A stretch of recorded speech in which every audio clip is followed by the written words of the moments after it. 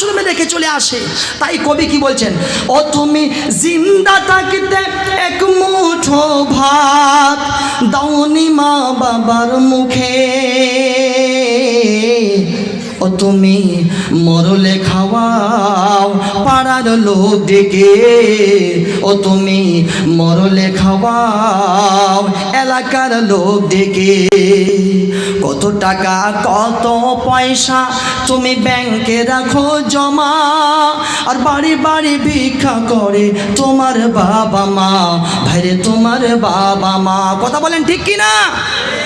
ও তুমি, ও তোমার বউয়ের হাতে,